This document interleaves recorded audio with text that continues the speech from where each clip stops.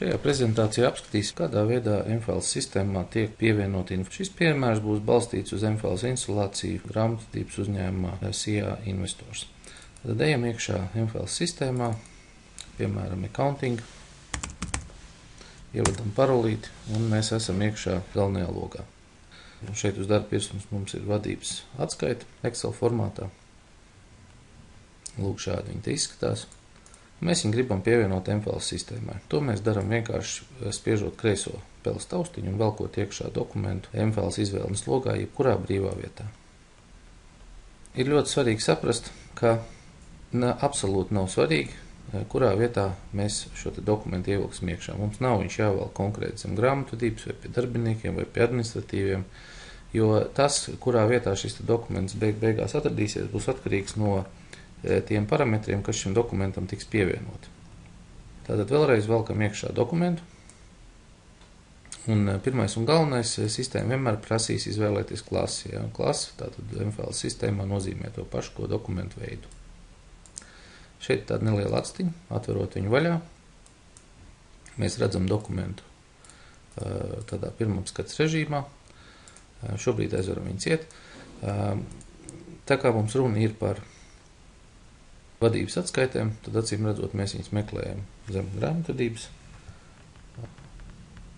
vadības un operatīvie pārskati. Un MFALS sistēma automātiski piedāvā ievadīt parametrus, kuri attiecās uz dokumentu klasi operatīvie pārskati. Tad, ja mēs izvēlēsimies, piemēram, bankas izdruks, tad mainīsies arī šis parametru kopums, kas tiek prasīts. Tie parametri, kuriem ir norādīta zvaigznīte, ir obligāti ievadām. Ja mēs viņu neievadīsim, tad sistēma momentā mums teiks, ka, piemēram, pirmais pēc kārtas, tad datubāze nedrīkst būt tukša un neļaus saglabāt mums dokumentu MFALS sistēmā. Šajā gadījumā vadības atskaitē ir svarīgs gads. Mēs izvēlamies 2012. mēnesis. Šajā gadījumā te var izvēlēties vai nu atsevišķu mēnesi, vai arī veselu gadu. Atskaites veids, cita finanses atskaita. Tā mēs pievienojam tātad šo dokumentu MFALS sistēmu. Mēs varam viņu atrast, ejot zem grāmatvedība accounting, vadības un operatīvie pārskati, auto, 2012 whole year. Un tad mēs pamanām vienu nelielu problēmu. Ja mēs viņu atvērsim vaļā read-only apskats režīmā, izrādās, ka šī atskaita ir par 2011. gadu. Un mēs esam kļūdījušies. Nav nekāda problēma. Mēs uzējam uz šī dokumentu, spiežam labo taustiņu un izvēlamies iedaļu properties, jeb sadaļa parametri. Tad šeit, ja mēs apskatāmies augšā šīs izvēlnītes, tabus, tad kreisajā pusē generāli ir ļoti līdzīgs tam, kā izskatās jebkura Windows sistēmā saglabāta faila parametru kartīte. Mainīts, kad viņam ir piekļūts. Taču MFALS sistēmā bez šī te generāla izvēlnītes mums ir vēl citi, un galvenais no viņiem ir properties, jeb parametri. Tad mēs redzam, ka tātad mums ir vadības atskaita, mums ir datubāze, un mums ir izvēlēts gads. Mēs vienkārši nomainam gadu. Nomainot gadu, dokuments automātiski pazūd no mapītes 2012. gads whole year as a financial reports, bet ejam iekšā, un viņš mums jau parādās šī vietā.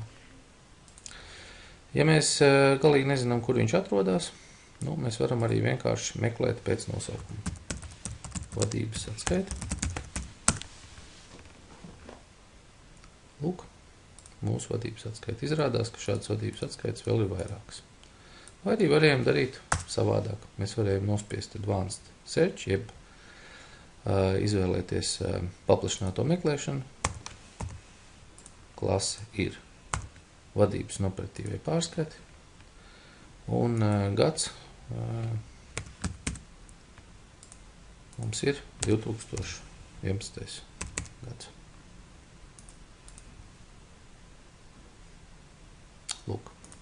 Un šī ir mūsu vadības atskaita. Tātad mēs viņu varam gan atrast, gan arī izdarīt. Pieņemsim, ka mēs vēlamies, lai šī vadības atskaita būtu nevis tikai Excel failīši, bet viņam klāt būtu dažādi paskaidrojumi, dažādi, varbūt kāds e-mailiņš, varbūt bilancīte, varbūt vēl kaut kas.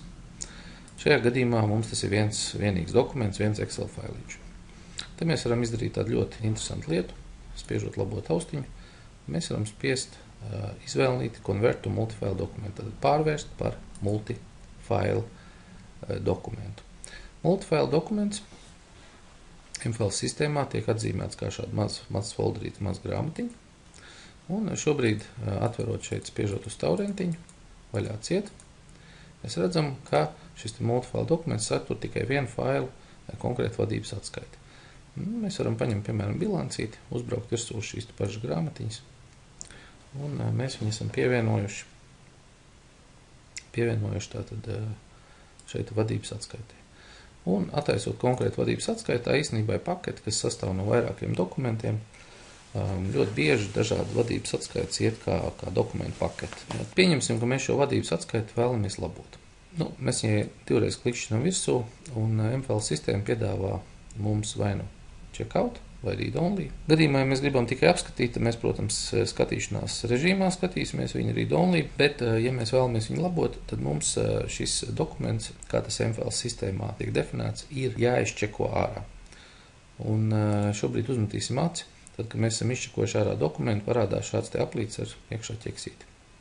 Tas nozīmē, ka dokuments ir izčekots ārā mums, mēs viņu labojam, un labošanas beigās mums viņš jāiečeko apakaļ, respektīvi jāsaglabā šīs izmaiņas uz servera. Savukārt pārējie lietotāji, kas ies iekšā sistēmā, tad brīdī, kad mums ir izčekots šis dokuments, viņiem parādīsies sarkans aplīts, tāds kā ķieģelīts, līdzīgi kā ir aizliegt braukt mašīnā. Tas nozīmē, ka šie cilvēki varēs šo dokumentu aplūkot apskats režīmā.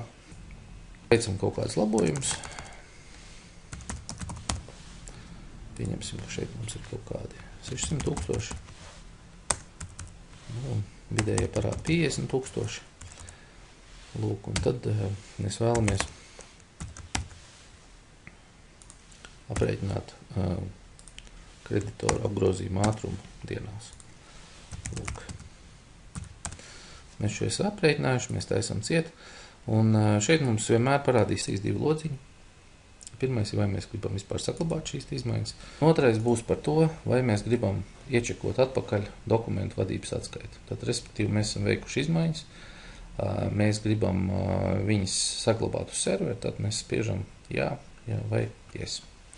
Un vadības atskaita saglabāt. Ļoti būtiska lieta ir, ka MFL sistēma vienmēr saglabā pilnīgi visas versijas. Respektīvi, ja jūs esat veikuši kaut kādu labojumu, tad jūs vienmēr varat uziet uz šī dokumentu, nospiest labo taustiņu un nospiest izvēlnīt historiju. Un šeit mēs varam redzēt, ka ir izveidotas jau 5 versijas, tad mēs esam izdarījuši vairākas labojumus, kā arī mēs varam redzēt lietotāji, kas šīs izmaiņas ir veicis. Un attiecīgi laikus, kad tas ir veikts. Tad 1. versija, 2., 3., 4. un 5. Atverot vaļā taurentiņus, mēs varam apskatīties jebkuru, piemēram, šo te versiju. Mēs varam atvērt vaļā un apskatīties tālu versiju, pirms mēs ievadījām iekšā datus par kreditoru apgrozījumu. Savukārt pēdējā versijā mums šī informācija jau ir ievadīta. MFL sistēmā nevar pazust neviena dati, neviena versija, tātad, ja mēs esam saglabājuši dokumentu, iečekojuši viņu atpakaļ, tad tas nozīmē, ka sistēmā ir izveidota kārtējā versija, kura sistēmā pastāv kopā ar visām pārējām versijām. Un nevienas fails, visas versijas tiek precīzi sistēmā dokumentētas un saglabātas.